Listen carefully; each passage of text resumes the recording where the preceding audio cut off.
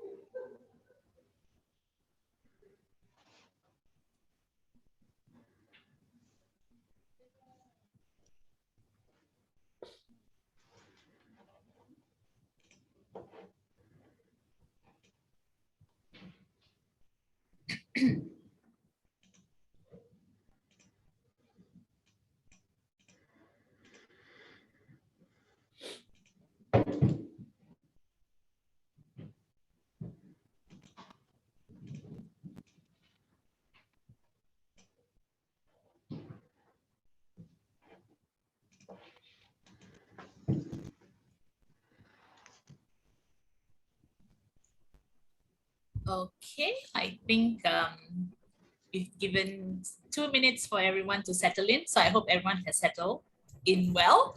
So once again, hello everyone and a very warm welcome to all of you. Thank you for your time today. I'm Audrey, the Associate Director with Global Migration Solutions, and will be your host for today.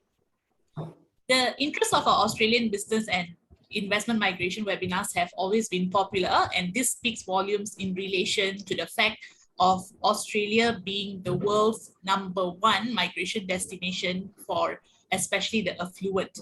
Okay, so this explains the crowd today.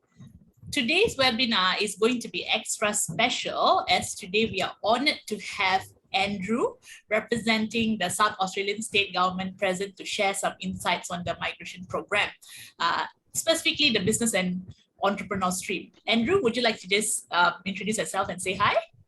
Yeah, thank you, Audrey, for introducing me. Good afternoon or good morning, everyone in Malaysia. My name is Andrew Klimek. I work as a project officer in the business migration team of South Australia. So it's very honoured to present in front of you today, and very, very nice to meet you all. And I look forward to presenting to you all shortly. Thank you, Andrew. It's really, really wonderful to have you with us today. So South Australia is in fact known for its very diverse culture and emerging economy, offering a competitive business environment as well. The state currently focuses on 9 priority target sectors, which is tourism, international education, food, wine, agribusiness, health and medical industries, energy and mining, high-tech, creative industries, space industries, and defense. Also, it's important for everyone to know that obtaining a nomination from the state government is the first and most crucial part of your visa application. So it is important to understand the requirements and to get to know the process more.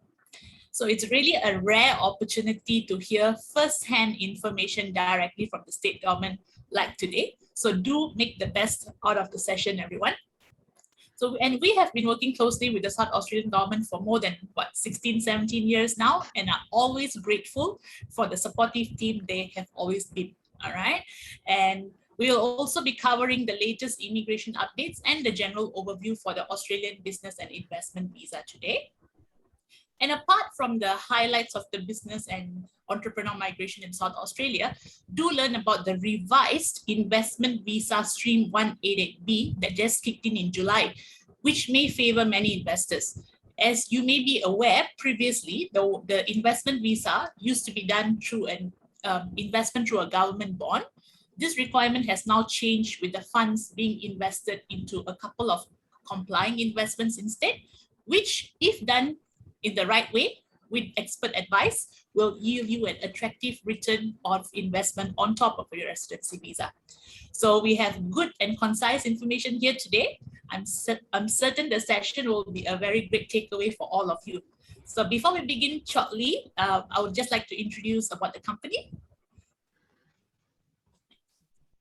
Okay, so Global Migration Solutions, we are based in the heart of KL since 2004, and our sister company ANZ Migrant is based in Singapore.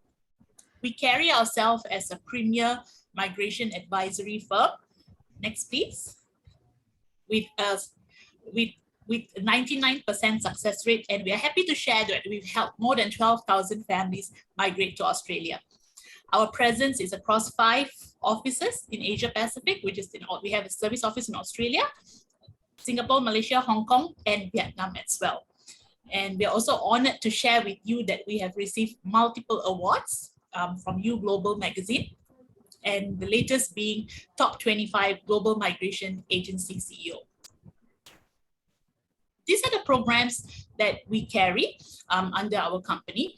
For the longest time, we are basically the pioneers in Malaysia for Australia and New Zealand migration. And we are also supporting on investment migration for Portugal, US, and Canada. So this is Desmond Ang. He's our first presenter for today. Desmond is actually the founder of Global Migration Solution. Desmond, would you like to say hi?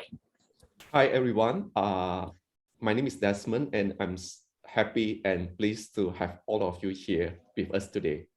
Thank you, Desmond. So Desmond is an experienced migration agent for 20 years. And apart from this, he has a very strong background in accounting and finance, which it's basically the key factor in handling over hundreds of business and investment cases successfully.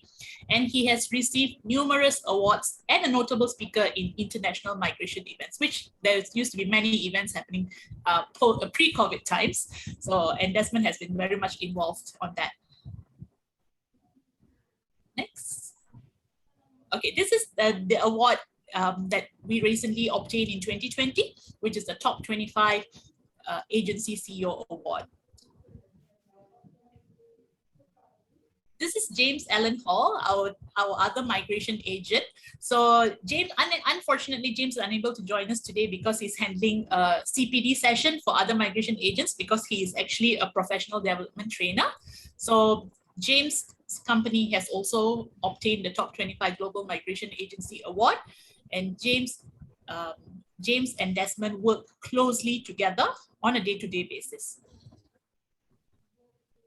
These are the registered migration agent license. So it is important for everyone to note to deal with a registered migration agent office and with a current license. So this can be checked through the Australian government website.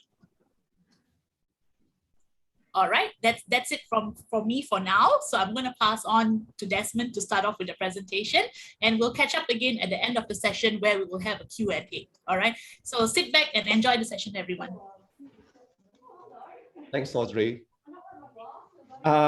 Yes, the first thing first, I would like to give some pointer on the current programs.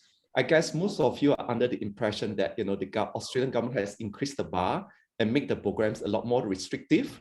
But on the other hand, there are some important highlights on how you should actually view these programs as still being very attractive, and how does it work? How does it help yourself and your family members in terms of getting the residency across over to Australia.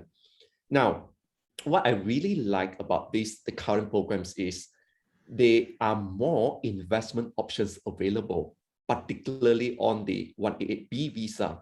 And many of you out there, might be very familiar with the government bond, and that is the visa subclass 188B, which used to invest 1.5 million into the government bond. And these options was being removed or taken away after 1st of July. And in returns, the migrants or investor yourself are having a more attractive investment options available, because the government bonds yield a very little returns. In fact, it was a negative return where most of the governments was paying before, was paying 0.1 or 0.3% on the government bonds returns. We'll talk about that, on what are the options, are the new options. Now, so the second highlights that I wanted to, mention over here is you do have a longer visa now under the subclass 188, but then, you do also have an options to obtain your PR or a choice to convert into the PR as quickly as 3 years later. Now, again, as compared to the old scheme or the old programs, again, on the 188B, you might need to hold the investment for 4 years before you could actually convert into a PR. But under these current programs, there is a faster options for you to actually consider to convert into the PR as soon as 3 years later. Okay, for those who is looking at longer preparation times to move over to Australia, you do have that options as well.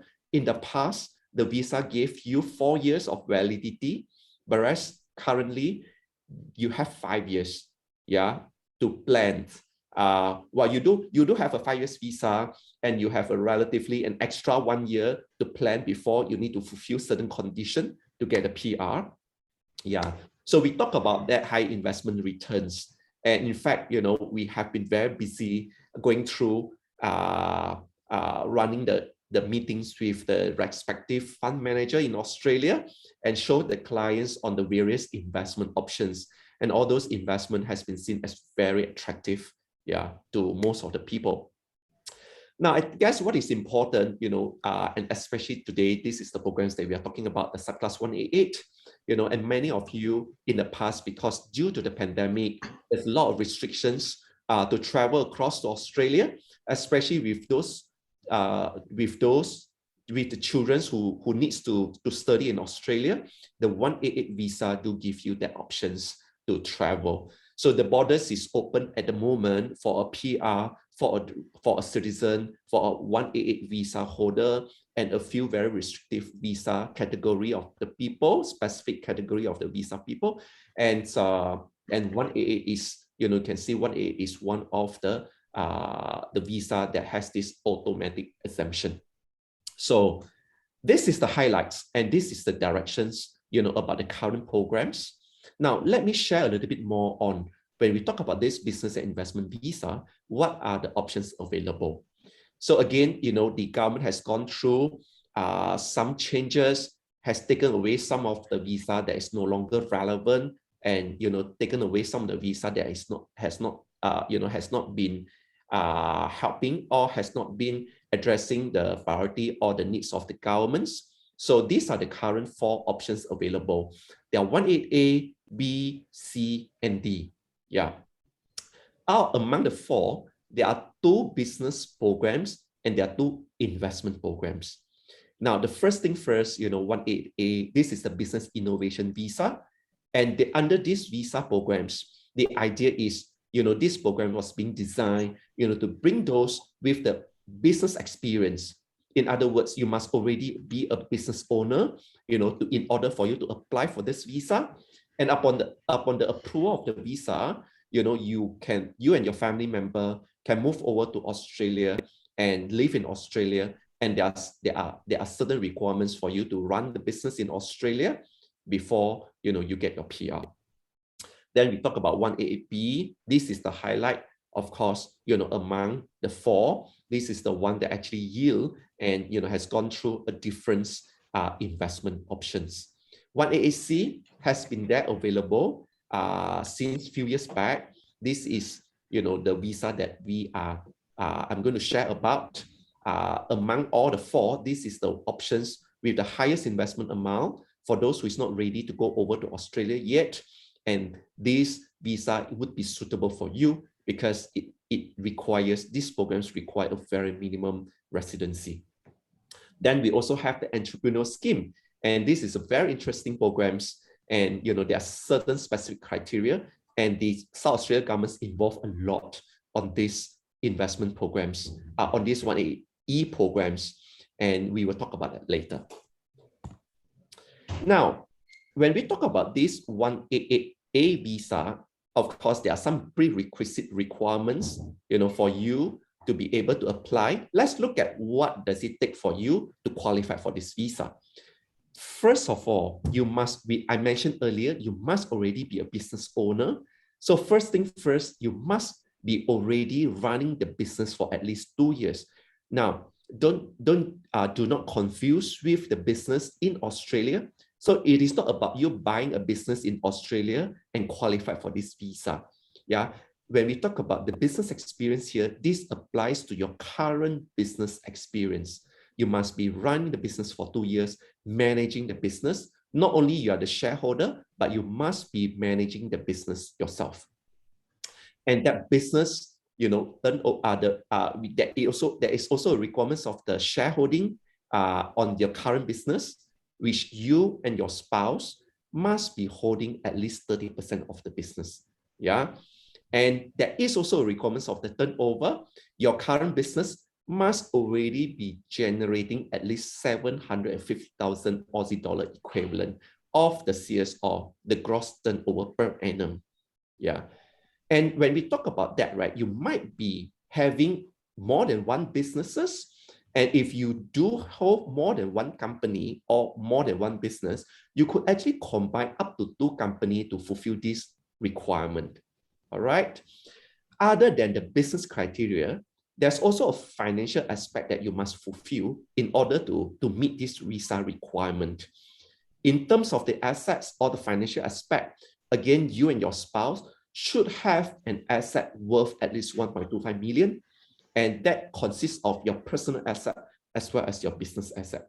Okay. This visa does come with an age limit of 55 years old, but do take notes. If you're above 55 years old, there is a way to get a waiver.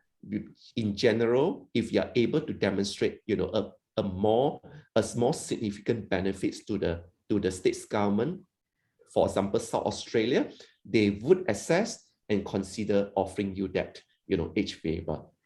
Okay, so that would be the basic requirements. Of course, there's also a point test to these visa programs for this particular subclass, and I won't be able to go through that point system in detail.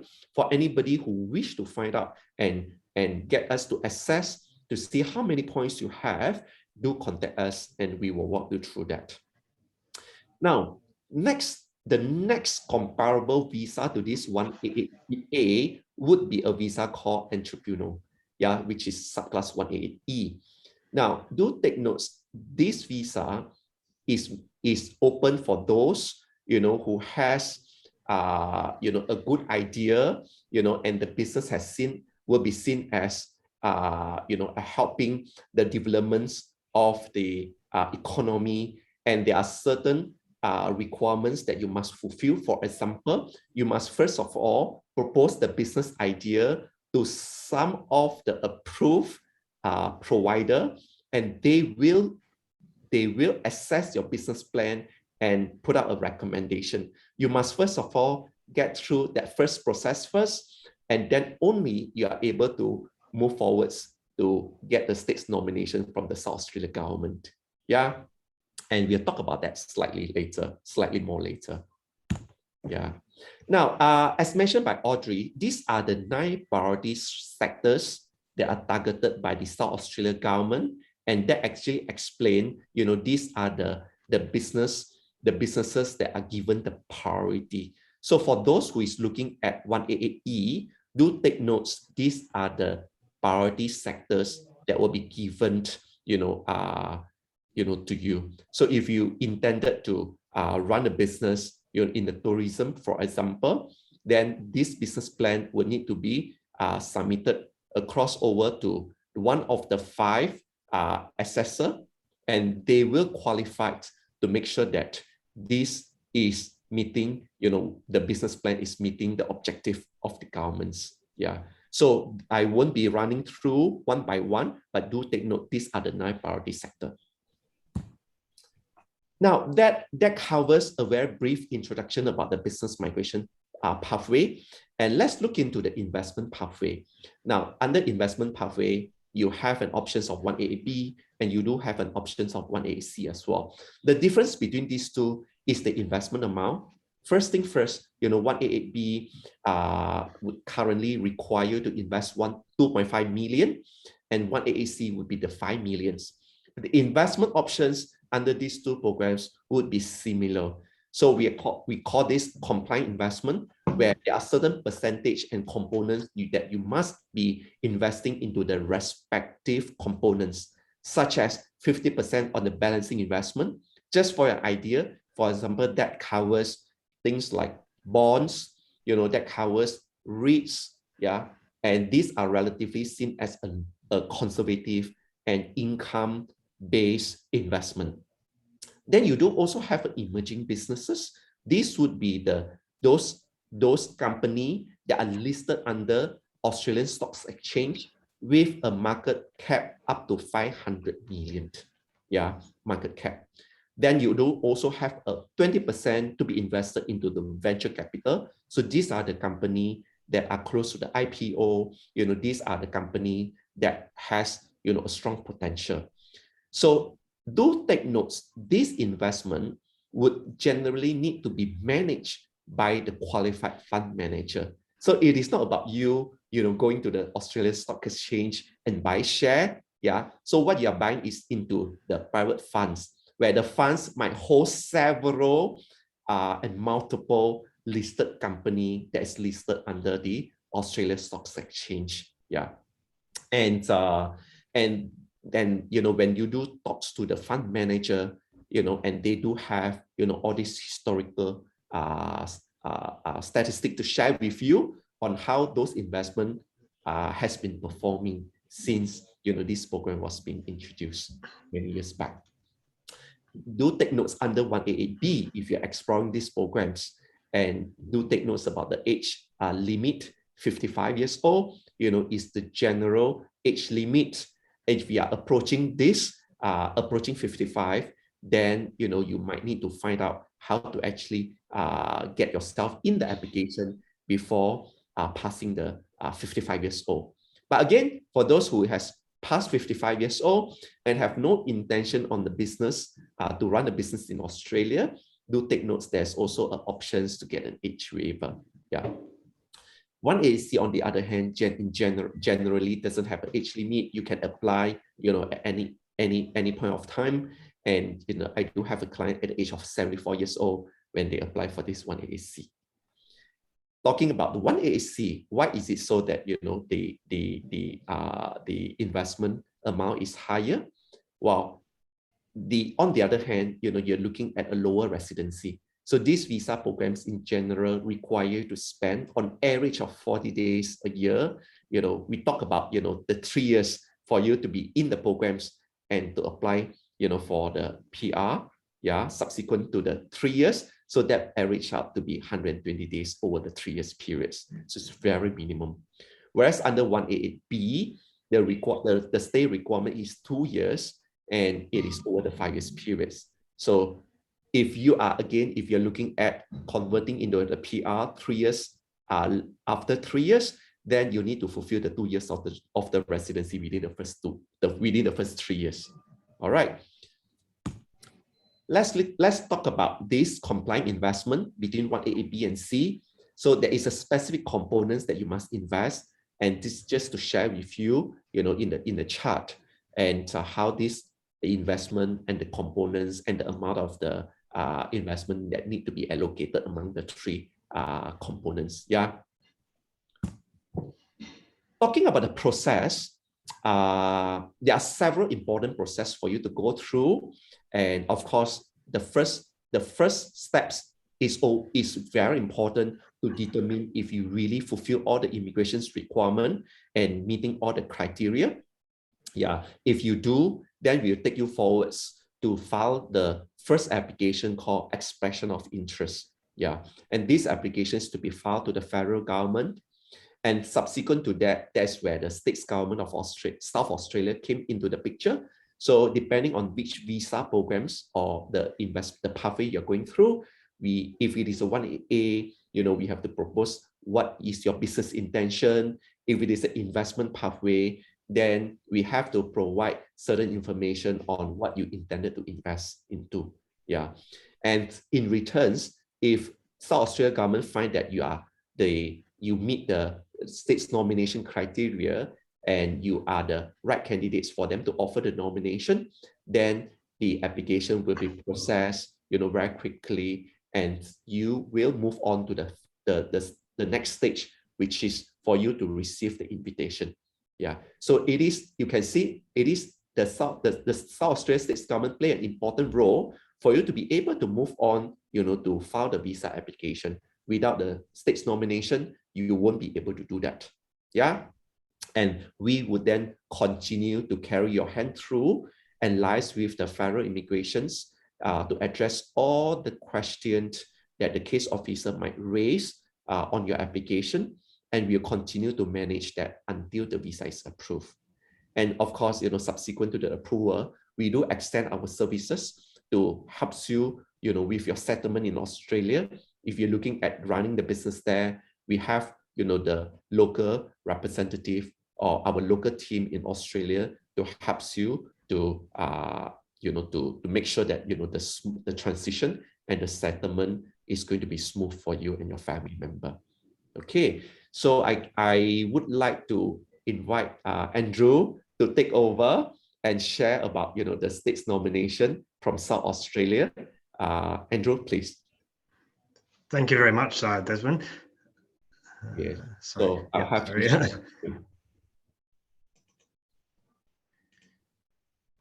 Sorry. Sorry, I'm just getting the presentation. Sorry, everyone. No worries. Right.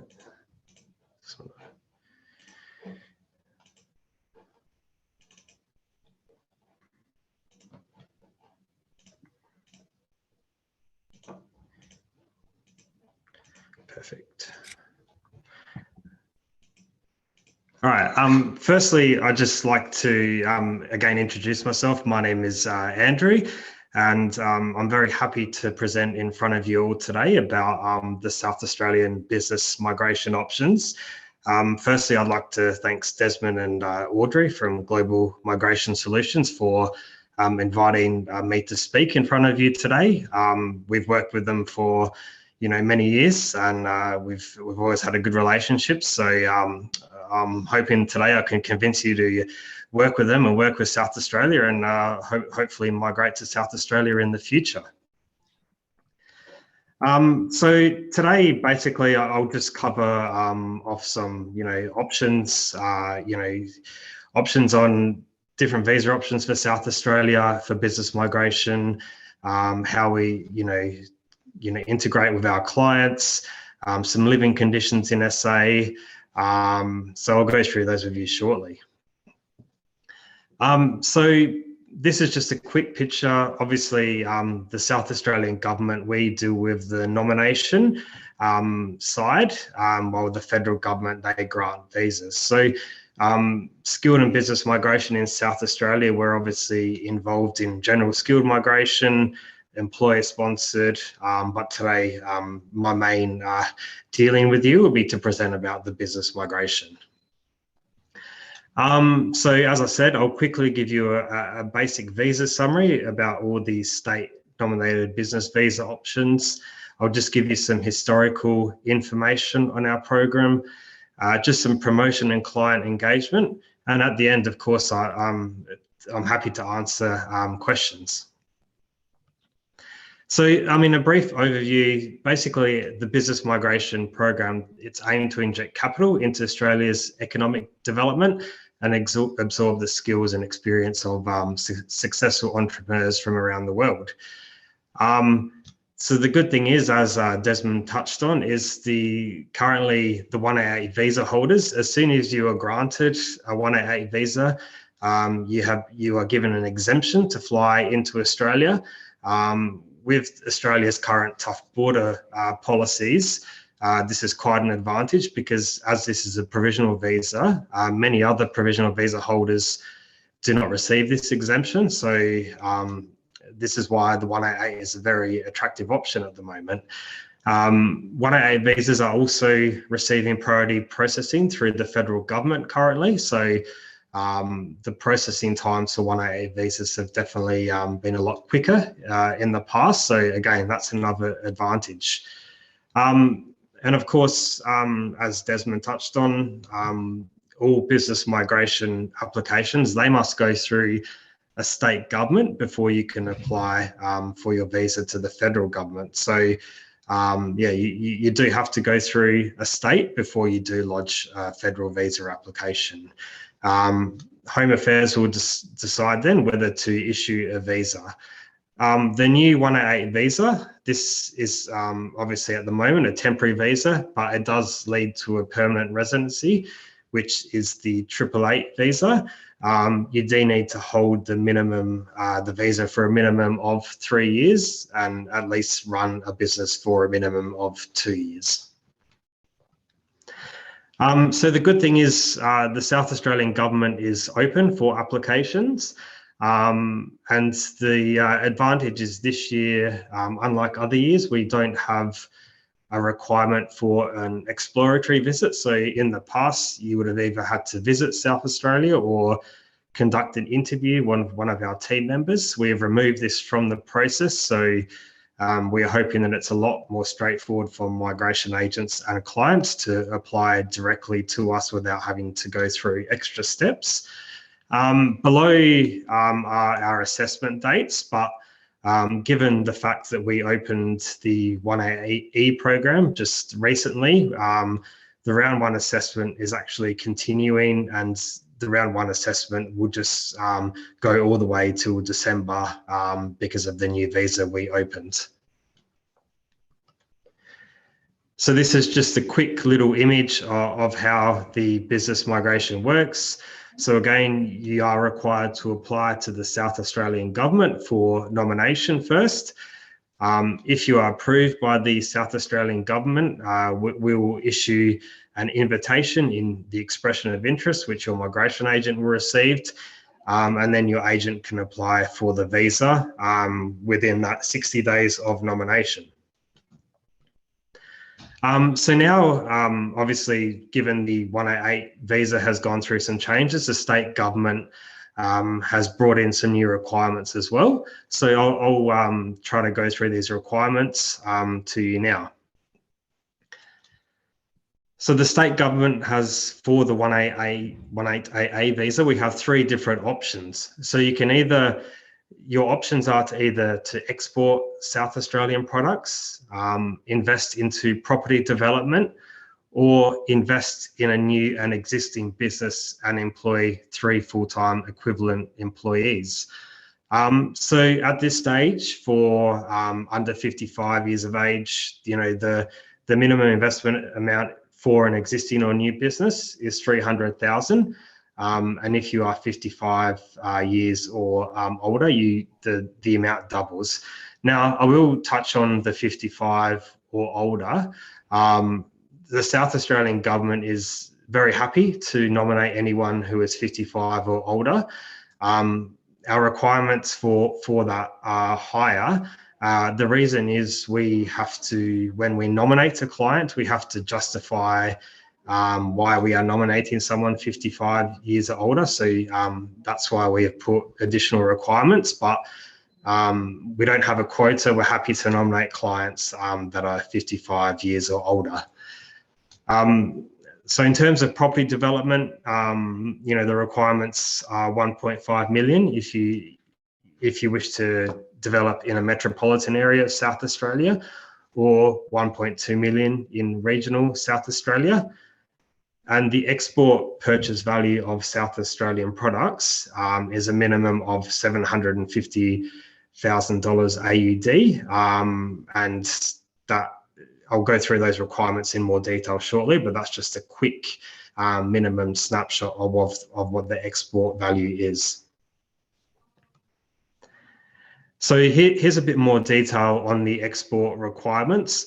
I will say that export is a very popular business that a lot of business migration clients do in South Australia. And that's because we have a vast array of products in South Australia that can be exported. So we do grow and produce a lot of wine, wheat products, fruit products, vegetables, honey, seafood. So given we have a lot of these products that are produced here, clients do find you know, it beneficial to export these products. So our new requirements for someone that is under the age of 55 is to export a minimum of $750,000 of South Australian products. If you choose to do this, you will have to export 3 different products, so they can't be all the same product. and the maximum of one product is 60%. However, if you choose to export only two products, the minimum amount is 1 million Australian dollars. Or if you choose to export one product, the minimum export value at the moment is $1.25 million. That is over the duration of the visa, so it's not each year, it's over the duration of you holding that 188 visa. Now also, just to advise you that all the products must be manufactured in South Australia. So whatever you export has to be manufactured in South Australia. And we also require, if you do use a supplier, that supplier also must be physically based in South Australia. And for the clients who are 55 or older, the requirements do double for each category. So our next option is the investment and employment option. So in addition to that $300,000 investment amount, we do require that the business employ 3 full-time equivalent employees, and that's for a minimum of 12 months prior to lodging your 888 visa application. So generally that's in your last 12 months of running the business before you lodge the visa application. So you don't need to employ staff members for 2 or 3 years. It can just be in that last 12 months before lodging the visa application. Full-time equivalent employees, we refer to people that work a minimum of 30 hours per week, and they are paid at least the award wage in Australia. Just to let you know, you don't have to employ 3 people at 30 hours per week. You could choose to employ part-time staff, which means you might employ 6 people at 15 hours a week. It really just depends how it is easiest for you, as long as it's, a minimum 90 hours per week in total, and you have a minimum at least 3 staff that you have employed. Full-time employees, what we consider these are either Australian citizens, permanent residents, New Zealand passport holders, or alternatively, you can employ South Australian state nominated visa holders for that 12-month period. So what that means is, for example, South Australia nominates 489, well, used to nominate 489, now 491 visa holders. So you may choose to employ those kind of visa holders that were nominated through South Australia. And I guess lastly, family members will not be eligible to be included in the full-time equivalent employee requirement. And the last option in terms of investment is just that the director loans are not accepted as a business investment. So what we're more looking for is either if you're purchasing a business, that money will be used as the investment, or if you have to, for example, update machinery in the business, again, that could be something used as investment. And just to let you know, the South Australian state government, we don't mind what kind of business you do in South Australia, so we don't, have caveats on what you need to do. We're happy, whether it is if you want to run a cafe here, whether you want to run a restaurant here, whether you want to run a medical clinic or a pharmacy or a retail store, the state government is quite happy to support any type of business type in South Australia, and will definitely support you during the whole process you are here. And the last option for the 1AA is a property development option. So this has become popular more recently because, I guess, with the investment of 1.5 million Australian dollars, with the current property market in South Australia, which has certainly boomed since the pandemic, property prices have increased in South Australia dramatically. So clients can get a lot of profit at the moment for selling property in South Australia. So I guess the main thing what we're looking for is the properties you develop, they must be available for sale within 2 months of the completion of the project. There is a minimum of 3 dwellings required. So what I'm talking about could be either a house, a townhouse, 3 townhouses, or 3 units.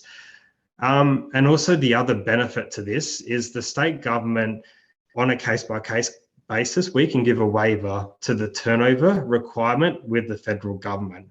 The reason is because, we understand property development is a big investment. And sometimes, there can be hold-ups and you may not be able to finish the development within the time frame. So the state government would be prepared on a case-by-case basis to give a waiver to the turnover requirement. Basically, the main things we're looking for is just the location of the development, the project cost information, just a rough idea of where the project will take place. If there are any development approvals, we would like to see them. Just some expected commencement and completion dates of the project, and just also a quick explanation on how you will be involved in the project and how you'll be qualified to conduct that project. So now I'll go through the 188B and C requirements. As Desmond touched on, I guess the 188B is probably more attractive now because previously the money had to be invested in a SAFA bond, which wouldn't return much for yourself, but now you may receive a lot more return for the money you put into it. And as a state government, we're very flexible with the requirements, as in we don't have any additional requirements that the federal government has. The only thing we ask for is that investment of $2.5 million that you invest, is that the complying investment funds must materially benefit South Australia. So what that could possibly mean is either A, they have an office based in South Australia, or B, it could be that, they may be running a project in South Australia. So some of that money that you invest will be put into projects in South Australia as well. And the 188C, again, the requirements are very similar.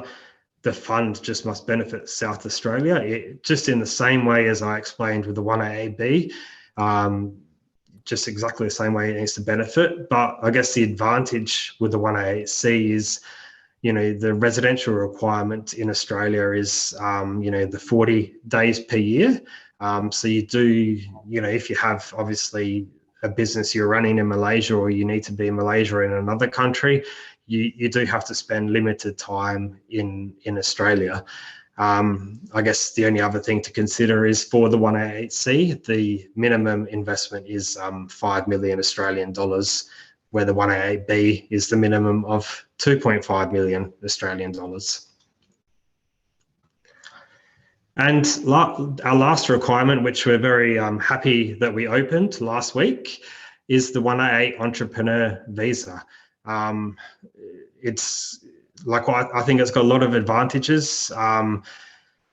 In essence, like there's no points test with the federal government. There's no qualifying business history that's required with the federal government. So the federal criteria is a lot easier, for someone to apply.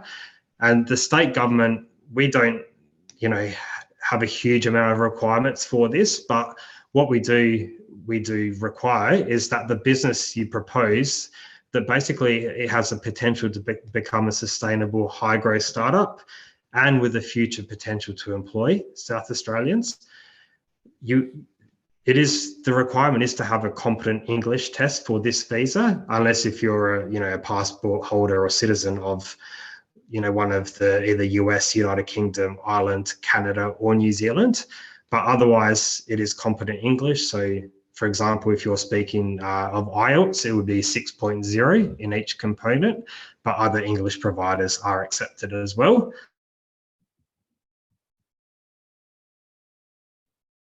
And I guess the most important approves a service provider that has reviewed and approves your proposed entrepreneur activity.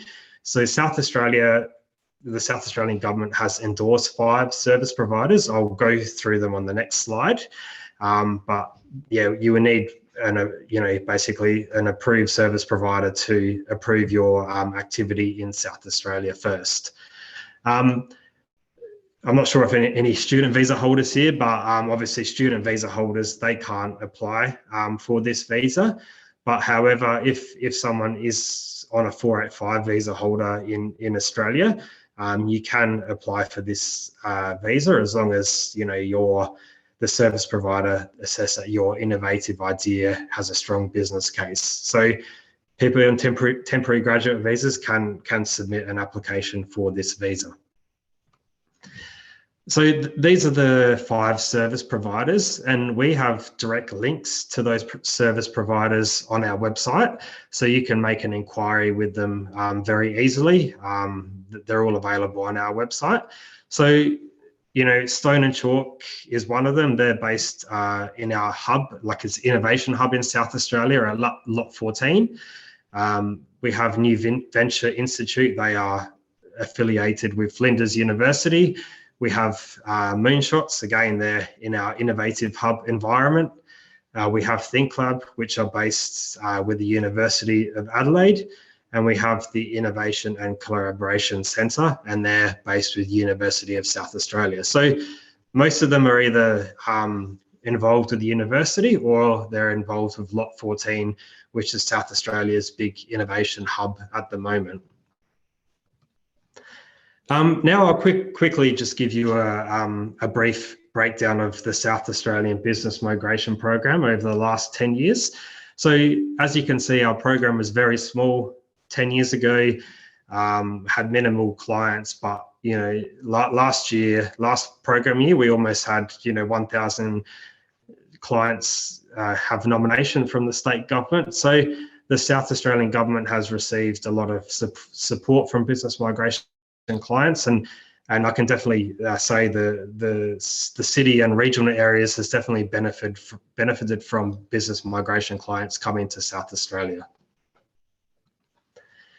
And now I just want to quickly go through with you how we engage with our clients. So we think we are one of the very few states that will actually engage with all our business migration clients. So any business migration visa holder, once you first arrive into South Australia, we'll organise a meeting with you just to make sure, just to go through your business plan, make sure you still want to do that. Obviously, if you need any help from us, we're happy to help you. We're here to answer any questions. And if we can't answer the questions, we'll certainly direct you to the right people so you can ask them those questions. So with our existing 132 visa holders, we do meet with them every 6 months. And we also meet with our 188 visa holders every 12 months. Now, we just meet with you just to make sure everything's going okay. That's all we're doing. We just want to make sure you're going to meet your requirements. And if you need any help, we're here to help you. We're not spying on you or anything. We're just trying to be very supportive of you in your business in South Australia. And we also, we host like business migration network events and trade and investment showcase events. I'll show you a picture of one shortly. So this is a picture of an event we held in 2018. Basically, this is a lot of different businesses coming to an event that the government organises. And you can basically approach these businesses if you want to export and invest directly. So you can approach them directly. This basically cuts out a third party. So everyone we invite to this event, they are already export ready or investment ready. So they're not businesses that are not familiar with the business migration space. They're all familiar with our program and they're all looking for export and investment. And obviously, just to let you know, we held one of these events in September recently, probably our first one since the pandemic. Unfortunately, it wasn't as big as this one because at the moment we can't invite anyone from interstate or overseas. It's only people who are already here. But because South Australia has tough border restrictions at the moment, but in the future that will certainly change, and we're looking to host a lot more of these events to help business migration clients succeed with whatever they're going to do in South Australia. And again, these are just some opportunities for investment or, that some business migration clients have invested into in the past. So we've had clients invest in, farming. We've had clients invest in wineries, solar. So this is just a quick picture of how clients have invested in the state in the past. We're happy to put you forward to people that help with this. We have a good relationship with the Trade and Investment Department. So yeah, if that's what you're looking for, we can certainly connect you with the right people to help you with this in South Australia. Another benefit is, now I'll just go over some benefits of living in South Australia. Obviously, I did mention about property development that the prices have risen quite dramatically in South Australia compared to what they were in the past. However, you know, if you buy a house in South Australia, you are certainly paying a lot less still than you would than in the eastern states, for example, in Melbourne and Sydney. And the advantage not only is obviously you'll pay a lot less, you'll get a lot more for what you pay for in South Australia or in Adelaide. The other advantage is in South Australia, you will be either at a maximum. If you buy in Adelaide, you'll be a maximum of 20 minutes away from the Adelaide Hills or 20 minutes away from the coastline and all the beaches. So it leads to a very good lifestyle that you can attend both, you can attend both the Adelaide Hills or you can attend the coastline within such a short distance of the CBD. And I guess talking about the housing, we also have a great lifestyle here, very relaxed lifestyle. So, you know, surrounded by very nice beaches. The CBD has a very nice restaurants for you to eat at. We have a lot of, as you can see here, pictures of oysters. We have great environment for fishing, just relaxing on the beach. Also, eating out in the city. We've got a very relaxed lifestyle in South Australia, and I'm sure you would enjoy it very much if you were here. And lastly, I'd just like to touch on the Adelaide this year was voted Australia's most livable city, and it's also the third most livable city in the world. So we're very proud of this. Obviously, this is based on health system. It's based on affordability. It's based on many health factors. So yeah, it's really a great place to live, to do business. I'd really like to welcome you here. And I guess just to touch on, Adelaide is one of the few Australian cities that hasn't been affected by coronavirus. We've had 2 one-week lockdowns for the whole 18 months to 2 years. Otherwise, we've remained open with very little restrictions. So it's really a great place for any of you to come to do business, to live, to bring your children here. It's just a great place for you to live here. And that's it from me for my presentation. I really would like to thank you very much for taking the time to listen to me. Our email address is there. If you ever have any questions that I can't answer today or we don't have time for today, please feel free to send me an email. I'm always happy to answer any of your questions. So I thank you very much, and I look forward to answering any of your questions. Thank you so much, Andrew. Indeed, it was such a very detailed presentation. It's not only about the program and also about a very good overview to South Australia itself. Very, very good. Thank you so much, Andrew. Thank you, Desmond, for a very insightful immigration overview presentation. So everyone, we've come to the most interesting part, which is the question and answer session. So you're most welcome to type in any questions that you have, anything at all. Feel free to ask Andrew or Desmond. We already have a couple of questions, so I'm going to begin with that first, and the rest of you can just continue if you have more questions. So the first question, I think, Andrew, if you don't mind, I'm going to pass this question. Yeah. Under the 188E requirement, is there a need to invest a certain amount of money into Australia?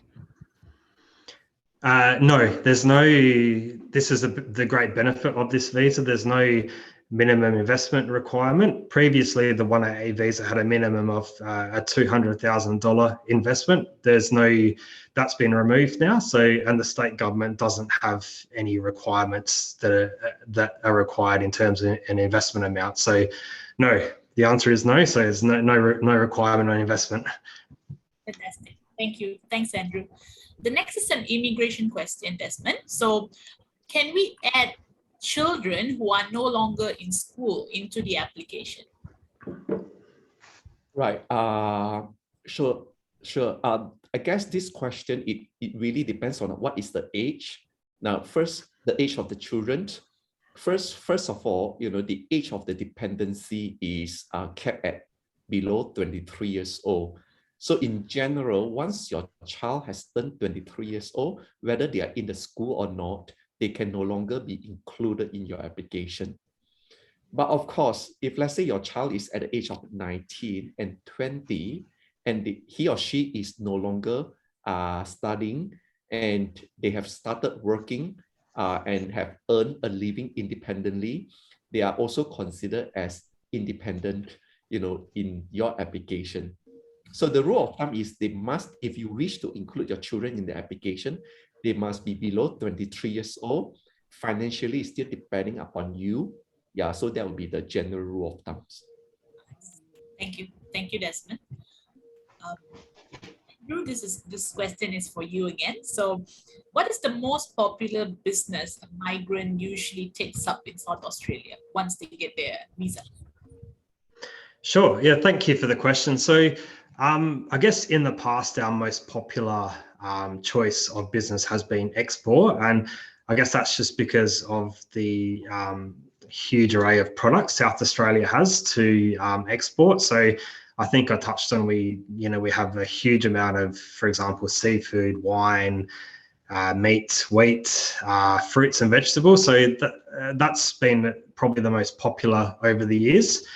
And also in recently, given obviously the property prices, we found that property development has definitely become very popular as well in South Australia in the past. All right. Thank you. Desmond, next question will be for you. Can children get local rates at Australian universities if we are granted the 188 visa? Sure. So under the 188 visa, so your children generally are entitled to the primary and secondary school education benefits just as a PR or citizen. However, if they are already at the tertiary education level, do take notes, the entitlement starts only when you become a PR. So when it comes to, you planning for your migration or obtaining the visa, do take into consideration, and we will walk you through, the timing in more specific, and share with you, at what age, of your children's where they will be getting the 188. And how soon can you quickly get your PR, which is a subclass called 888, in order to plan properly, for your children's education. Sure, thank you. That actually connects to the next question, is how fast do they actually convert to a PR from the TR? Sure. So under the new programs, after post-July 1st, it takes you 3 years for you to be able to apply. And then it spends several months for you to actually get the PR approved. Yeah. So the answer is 3 years, as quickly as 3 years later. And that applies to 188A, B, C, yeah, and E.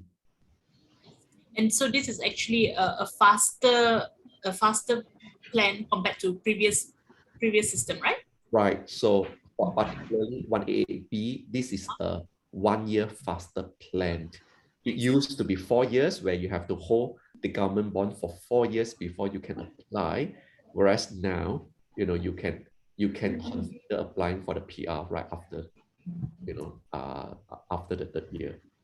That's good to know. Thanks for that. Yeah. So I think if everyone is interested to plan this, just speak to us. We will be able to do a proper timeline for you so that you can time on when you should start the process according to your family's circumstances and situation. Okay, most welcome to contact us on that. Andrew, next question will be for you. How's the economy in South Australia since COVID has actually hit? I mean, you did share that I think it was a very well-guarded state with great protections. How's the economy?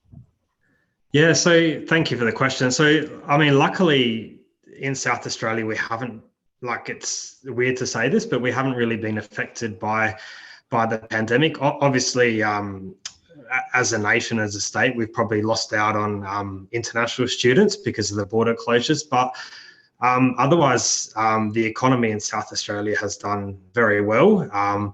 The employment rate is probably at its lowest it has been for a very long time. So yeah, we haven't been affected. So the economy is doing very well.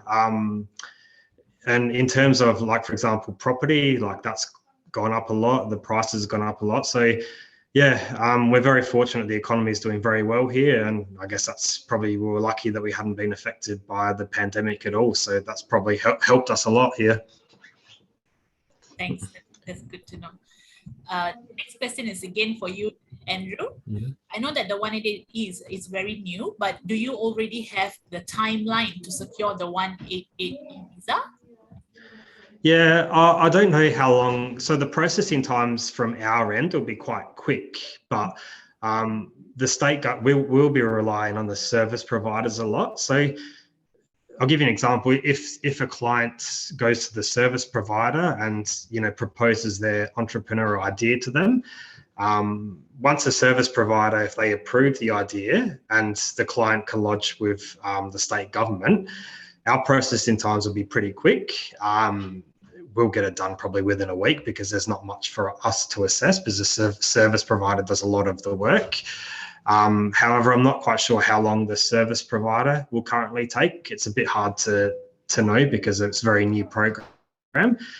What I can also share with you is, I mean, last year under the old requirements, the federal government processed our only 1AA visa in 3 months. So I'm hoping that's a good sign that, the visa processing will be quite quick as well. So I can't say if that will definitely stay and continue forever, but at the moment, the federal government processing is quite quick with this visa as well.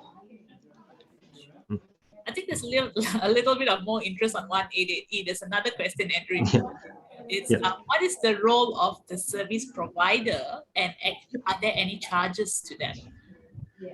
No charges. Basically, they will. So they're the ones who are going to assess your idea, so your entrepreneurial idea, and also they'll be supporting you during that. During the 3 years or 2 years that you run that business or idea. So they'll support you. They will probably even give you a workspace or an office in their building. So they've got that set up as well. So yeah, their role will be to support you, to look after you, to give you any guidance and work with you. So they're very much there to be a support with you for the time of your running of the business. Just Audrey, just to add on to what Andrew had mentioned, you can hear, you can see how much of support from the South Australia government. Do look out for our next webinar as well. We are in touch with those 5 service providers to see how we could actually invite them over to have a more to have a joint webinar to share about how they are going through the assessment. And we are hoping to get this webinar ready anytime very soon to share with you guys more detail on how do you plan for your 1AA moving forward. Great. That's a great investment because we already have some interest, a lot of interest on the chat on 188E. There's actually a question, but I think perhaps there's another question on how will the service providers ensure confidentiality of the proprietary ideas shared. I think this is a question better addressed by the providers itself. I believe so. So we will come back to you, Mr. Lee, on this. All right. And keep in touch with you on the next event. Okay. Next question is going to be for, let me see. Desmond, how long is the provisional visa? I think you've answered this already. Yes, it is a 5 years provisional visa. That is when your visa first initially granted. From the time of the visa decision, it is a 5 years of the visa validity. Okay. Andrew, next question is for you. I know that you shared earlier in your slide about how South Australia supports generally the migrants, right? So there's a specific question on how do you offer support for a new business migrant, someone, this is specific to a business migrant. Yeah, is it so? Yeah, what we do, Audrey, is when a particular migrant, they arrive into Australia, firstly we will meet with them. We'll try to organise a meeting when they first arrive into Australia.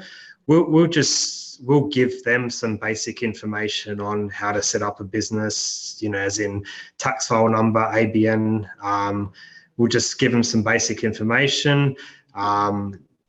We'll just make sure they still want to go ahead with the business they proposed. If they want to change, that's okay as well. We'll just obviously just let us know during the first arrival meeting, and we can work with you with that. Otherwise, we're happy to put you into touch with different businesses. For example, if you want to export, we'll have a different range of businesses that are experienced in that market. We're happy to provide you a list to contact. Otherwise, we're just happy to answer any of your questions, whether it's in relation to property, schooling, to point you in the right direction. And then also we'll meet with you during the whole course of that business visa. So if it's 3 or 5 years, we'll meet with you every 12 months in person.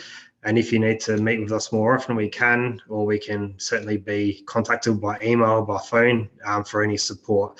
We just do this so we want to ensure that any client meets their requirements, or if they need any support, we can offer them that support that they need. Great to know that. There's one question for you specifically, Andrew.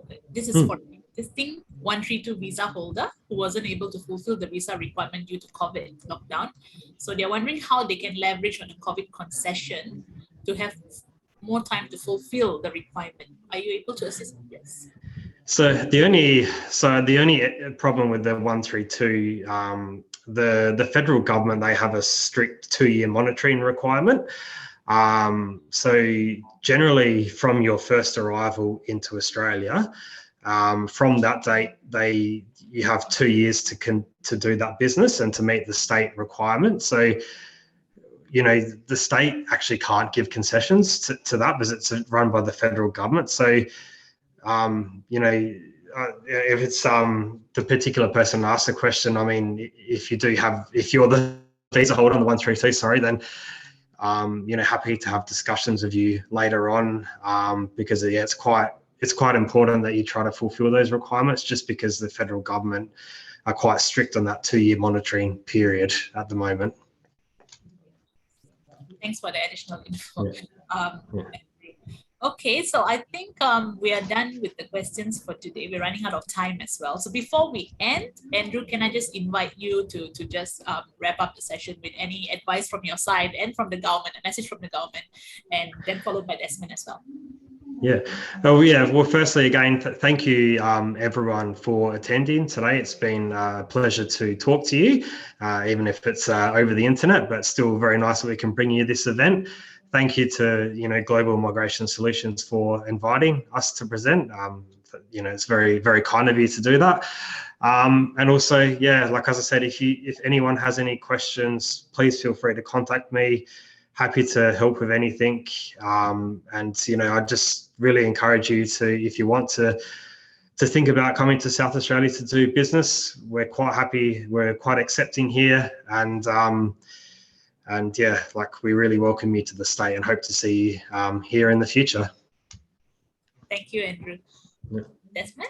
Sure. Well, thank you everyone for attending today, and also thanks to Andrew for the insightful, you know, the detailed explanation about South Australia, not only as a business migration or investment destination, but it is also a very livable place, yeah, a destination for most of the migrants. And yeah, my words to everyone out there, I suppose, you know, the pandemic might have changed the needs and also the migration requirements, and especially for those who needs to travel to be with the children who are living in Australia. And in the past, they might they might be able or have the flexibility to travel as a visitor under the visitor visa. But I understand that all this, strict border control has stopped the travel for those with the children who wants to go over to Australia to study as international student. That has also stopped. So do talk to us your various scenario and the situation, and we are very happy to share with you our opinion on how can we assist you, and in particularly, for those who has not been seeing the children and the family member for a long time, face to face, and we're just hoping that we could be there to assist you. Thank you. Fantastic. Thank you, Desmond and Andrew, very much. A real good session. Thanks everyone for attending. And just to let you know that we do webinars frequently, at least on twice a month on different topics. The next, I believe, would be the most interesting one on the 188E, Desmond, right? So do stay in touch with us. We will also reach out to you when we have the event firmed up. We will reach out to you. Otherwise, just feel free to contact us for anything at all. There's a number on the screen if you wish to make a private appointment with Desmond to know more about the program. And yeah, just stay in touch. We are always here to assist you. Have a great day. See you all soon. Thank you. Thanks. Bye. Bye. See ya. Bye-bye. Bye.